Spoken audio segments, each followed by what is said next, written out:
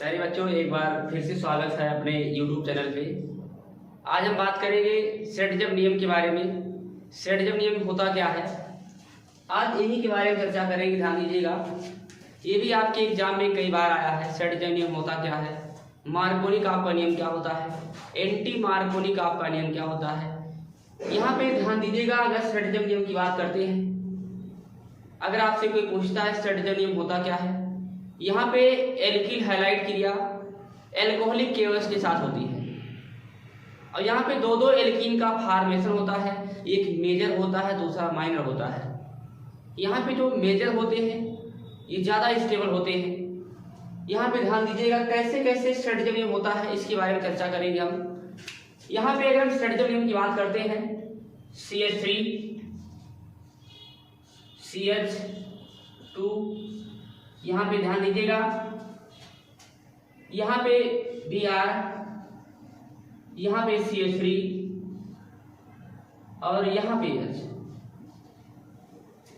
यहाँ पे ध्यान दीजिएगा, ये एल्किल हैलाइड है और इनकी क्रिया हम एल्कोहलिक की वजह से करवाते हैं। एल्कोहलिक मतलब एल्कोहल युक्त है उसमें। यहाँ पे ध्यान दीजिएगा, ये एल्कोहलिक युक्त है, एल्कोहलिक केवस। यहाँ पे जो सेडजम नियम कहता है, ध्यान दीजिएगा सेडजम नियम क्या होता है। यहाँ पे देखिएगा, ये एल्किल हैलाइड है, इनकी क्रिया एल्कोहलिक केवस के साथ करवाते हैं और यहाँ पे जो फॉर्मेशन होता है एल्कीन का फॉर्मेशन होता है। अब यहाँ पे रिएक्शन के बारे में समझेंगे, कैसे कैसे होता है रिएक्शन। यहाँ पे ध्यान दीजिएगा, अगर आपसे कोई पूछता है सेडजम नियम के बारे में, तो यहाँ पे ध्यान दीजिएगा, यहाँ पे एल्किल हैलाइड होते हैं। एल्किल हैलाइड क्रिया एल्कोहलिक केवस के साथ होती है, तो वहां पे एल्कीन का फॉर्मेशन होता है। यहाँ पे अगर एल्कीन की बात करते हैं तो यहाँ पे दो तरह से एल्कीन होते हैं, एक मेजर होता है, दूसरा माइनर होता है। अब यहाँ पे हम जानेंगे कैसे कैसे रिएक्शन होता है। यहाँ पे ध्यान दीजिएगा, ये क्रियात्मक समूह होता है। क्रियात्मक समूह से जुड़ा कार्बन अल्फा कार्बन, ये अल्फा कार्बन ध्यान दीजिएगा, ये क्रियात्मक समूह है। क्रियात्मक समूह से जुड़ा कार्बन अल्फा कार्बन होता है और अल्फा कार्बन से जुड़ा कार्बन बीटा कार्बन होता है। ये ध्यान दीजिएगा, ये बीटा कार्बन होता है। और ध्यान दीजिएगा, ये क्रियात्मक समूह है, क्रियात्मक समूह से जुड़ा कार्बन अल्फा कार्बन और अल्फा कार्बन से जुड़ा कार्बन बीटा कार्बन होता है। अब यहाँ पे अगर हम बीटा कार्बन की बात करते हैं तो ये भी बीटा कार्बन है, क्योंकि इस कार्बन से ये भी कार्बन जुड़ा है, डायरेक्ट अटैच है, तो ये भी बीटा कार्बन होगा। यहाँ पे ध्यान दीजिएगा, ये भी बीटा कार्बन होता है। यहाँ पे जो सेडजम नियम कहता है, ध्यान दीजिएगा सेडजम नियम के बारे में, इसमें इतना ध्यान देना है, यहाँ पे जो अल्फा हाइड्रोजन निकलता है वो बीटा कार्बन से निकलता है और अल्फा से हाइड्रोजन निकलते हैं और यहाँ पे HBr निकल जाता है और एल्कीन का फॉर्मेशन होता है। यहाँ पे ध्यान दीजिएगा, अगर निकलने की बात करते हैं तो एक बार हाइड्रोजन यहाँ से निकलेगा, एक बार यहाँ से निकलेगा, क्योंकि सेडजम नियम कहता है कि इसमें दो दो एल्कीन का फॉर्मेशन होता है। यहाँ पे एल्किल हैलाइड रहते हैं। एल्किल हैलाइड क्रिया अगर एल्कोहलिक केवस के साथ करवाते हैं तो एल्कीन का फॉर्मेशन होता है। दो तरह से एल्कीन के फॉर्मेशन होते हैं, ध्यान दीजिएगा, एक मेजर होते हैं, दूसरा माइनर होते हैं। मेजर जो होते हैं ज्यादा स्टेबल होते हैं। यहाँ पे बनने की अगर बात करते हैं, ध्यान दीजिएगा, अगर यहाँ से हाइड्रोजन निकालते हैं, जैसे यहाँ पे ये क्रियात्मक समूह है, क्रियात्मक समूह से जुड़ा कार्बन अल्फा कार्बन और अल्फा कार्बन से जुड़ा कार्बन बीटा कार्बन होता है, क्योंकि ध्यान दीजिएगा अल्फा कार्बन यह है और इस कार्बन से ये भी कार्बन जुड़ा है और ये भी अटैच डायरेक्ट। जो अल्फा कार्बन से डायरेक्ट अटैच कार्बन होते हैं उसी को हम बीटा कार्बन कहते हैं। यहाँ पे ये भी बीटा कार्बन है और ये भी बीटा कार्बन है और बीटा कार्बन से जो हाइड्रोजन जुड़े होते हैं उसे हम बीटा हाइड्रोजन कहते हैं। यहाँ पे अगर हम बात करते हैं प्रोडक्ट की, यहाँ पे देखिएगा, यहाँ से अगर हम हाइड्रोजन निकालते हैं, ध्यान दीजिएगा, अगर यहाँ पे देखिए 2 H है, यहाँ पे इनको हम ऐसे लिख दें,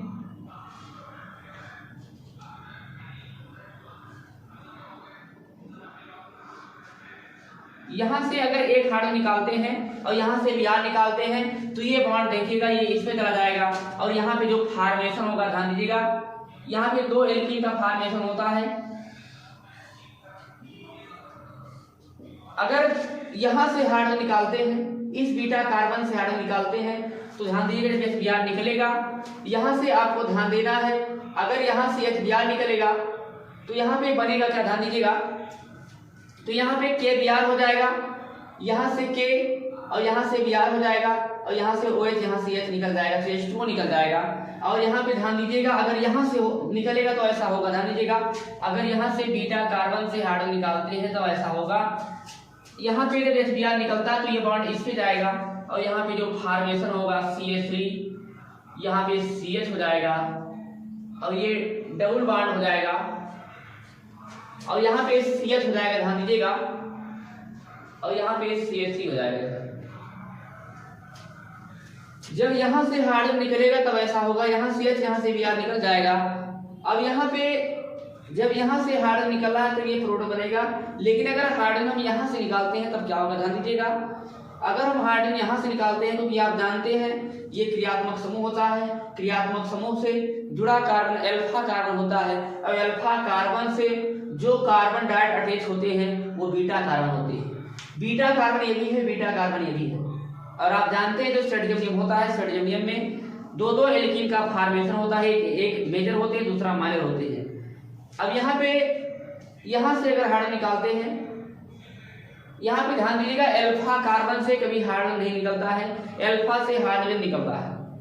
अब यहाँ पे अगर यहाँ से हाइड्रोजन अगर निकालते हैं तो ध्यान दीजिएगा, अगर यहाँ से हाइड्रोजन निकालते हैं तो यहाँ पे ऐसे हम कर सकते हैं, ध्यान दीजिएगा, यहाँ CH, यहाँ से Br निकलेगा तो यहाँ से आप जानते हैं जाएगा तो ये बॉन्ड इस पे चला जाएगा और यहाँ पे जो फॉर्मेशन होगा CH3, यहाँ पे CH2 हो जाएगा, ये देखिए CH3 है, ये CH2 है और यहाँ पे देखिएगा जब ये बॉन्ड निकलेगा तो ये बॉन्ड इस पे जाएगा तो इस पे डबल बॉन्ड हो जाएगा और यहाँ पे ध्यान दीजिएगा ये CH हो जाएगा और ये डबल बॉन्ड CH2 हो जाएगा। यहाँ पे जो स्ट्रेटोजोनियम नियम कहता है, यहाँ पे एल्किल हैलाइड क्रिया अल्कोहलिक केवल्स के साथ करवाते हैं तो वहां पे एल्कीन का फॉर्मेशन होता है, दो एल्कीन का फॉर्मेशन होता है, यहाँ पे दो प्रोडक्ट बनते हैं, ध्यान दीजिएगा। और यहाँ पे अगर स्टेबिलिटी की बात करते हैं तो ये ज्यादा स्टेबल होते हैं, इसका कारण जानिएगा, जिसमें नंबर आप CH3 ज्यादा रहेंगे वो ज्यादा स्टेबल होते हैं। यहाँ पे अगर हम स्टेबिलिटी की बात करते हैं, ध्यान दीजिएगा, यहाँ पे मेजर होता है, ये माइनर होता है। इसमें देखिएगा जिसमें नंबर ऑफ CH3 ज्यादा रहेंगे वो ज्यादा स्टेबल होते हैं। इसमें देखिएगा दो CH3 है, इसमें एक CH3 है, तो जिसमें नंबर ऑफ CH3 ज्यादा होगा वो ज्यादा स्टेबल होगा। यहाँ पे ध्यान दीजिएगा, अगर आपसे एक बार फिर से देखिएगा कैसे किसे बना है, ध्यान दीजिएगा रिएक्शन, यहाँ पे एल्किल हैलाइड है, एल्किल हैलाइड क्रिया अगर अल्कोहलिक केवल्स के साथ करवाते हैं तो यहाँ पे दो एल्कीन का फॉर्मेशन होता है और यहाँ पे एक मेजर होते हैं एक माइनर होते हैं, ये मेजर होता है ये माइनर होता है, जिसमें नंबर ऑफ CH ज्यादा होगा वो ज्यादा स्टेबल होगा। अगर इन दोनों में स्टेबिलिटी की बात करते हैं तो ये ज्यादा स्टेबल होते हैं, क्यों होते हैं, क्योंकि इसमें जिसमें नंबर ऑफ CH ज्यादा होगा वो ज्यादा स्टेबल होते हैं। इसमें देखिएगा दो CH3 है, इसमें एक CH3 है, तो ये ज्यादा स्टेबल है। अगर यहाँ पे स्टेबिलिटी की बात करते हैं तो जिसमें ध्यान दीजिएगा एक कॉन्सेप्ट होता है हाइपर कॉन्जुगेशन, एक इफेक्ट होता है हाइपर कॉन्जुगेशन, ध्यान दीजिएगा, ये हाइपर कॉन्जुगेशन की वजह से भी स्टेबल ज्यादा होते हैं, क्योंकि हाइपर कॉन्जुगेशन ये कहता है, ध्यान दीजिएगा, ये क्रियात्मक समूह है, क्रियात्मक समूह से जुड़ा कार्बन अल्फा कार्बन और ये भी अल्फा कार्बन है और अल्फा कार्बन से जो हाइड्रोजन जुड़े होते हैं वो अल्फा हाइड्रोजन होते हैं। यहाँ पे देखिएगा जब यहाँ पे अगर हम क्रियात्मक समूह, ये क्रियात्मक समूह है, क्रियात्मक समूह से जुड़ा कार्बन अल्फा कार्बन और ये भी अल्फा होता है। अब यहाँ पे अगर देखा जाए तो ये भी क्रियात्मक समूह है, क्रियात्मक समूह से जुड़ा कार्बन अल्फा कार्बन और जिसमें नंबर देखिए यहाँ पे अगर अल्फा कार्बन देखिए यहाँ पे दो अल्फा कार्बन है और यहाँ पे क्रियात्मक समूह से जुड़ा कार्बन जब अल्फा कार्बन होता है तो अल्फा कार्बन से जो हाइड्रोजन जुड़े होते हैं उसे हम अल्फा हाइड्रोजन कहते हैं। यहाँ पे देखिएगा ये अल्फा कार्बन है, ये भी अल्फा कार्बन है। यहाँ से देखिएगा अगर हाइड्रोजन की बात करते हैं तो यहाँ पे 3 हाइड्रोजन है और यहाँ पे 3 हाइड्रोजन है।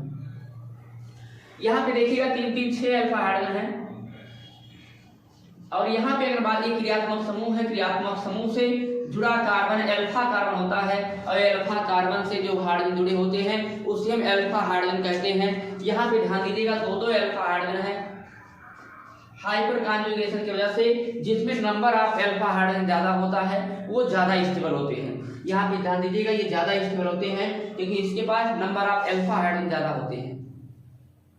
यहाँ पे अगर स्ट्रेटजम नियम की बात करते हैं, अगर आपसे कोई पूछता है स्ट्रेटजम नियम के बारे में तो ध्यान दीजिएगा इसमें एल्किल हैलाइड क्रिया अल्कोहलिक केवल के साथ करवाते हैं तो यहाँ पे एल्किल का फॉर्मेशन होता है।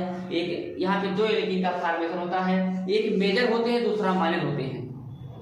यहाँ पे अगले एग्जांपल की अगर बात करते हैं ध्यान दीजिएगा,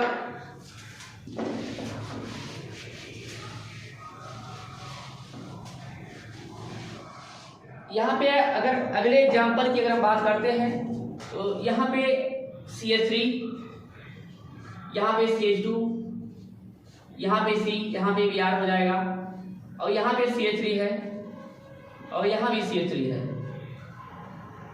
अगर इनकी क्रिया ध्यान दीजिएगा अगर एल्कोहलिक केवच के साथ करवाते हैं,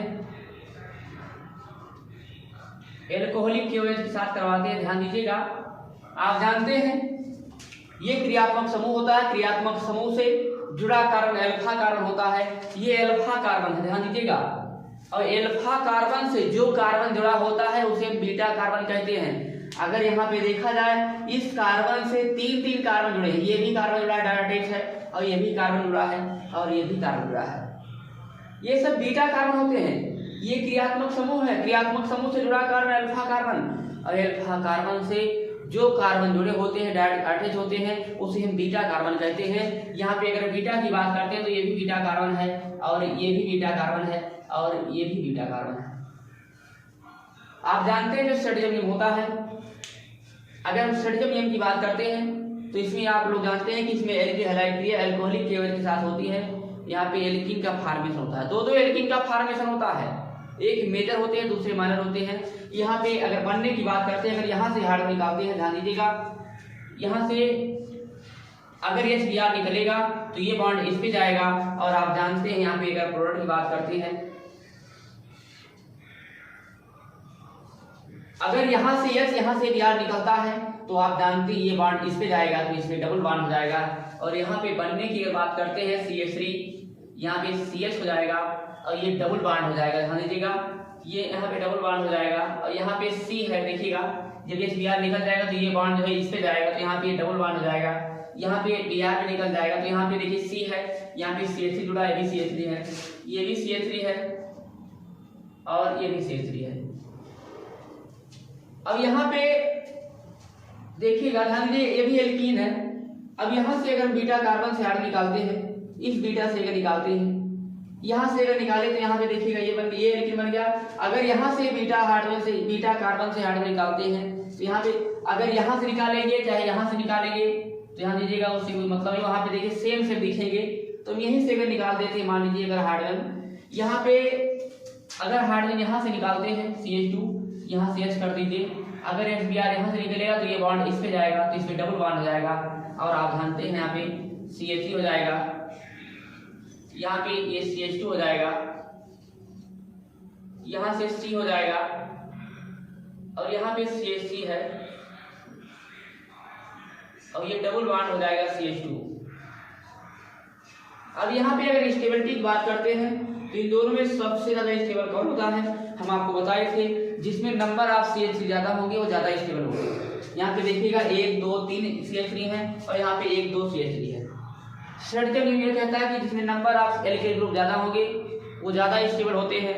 यहाँ पे देखिएगा ये कैसे कैसे बना, ध्यान दीजिएगा यहाँ पे दो एल्किल का फॉर्मेशन हुआ है, ये मेजर है, यहाँ पे अगर ये 80% बना है तो ये 20% बना है।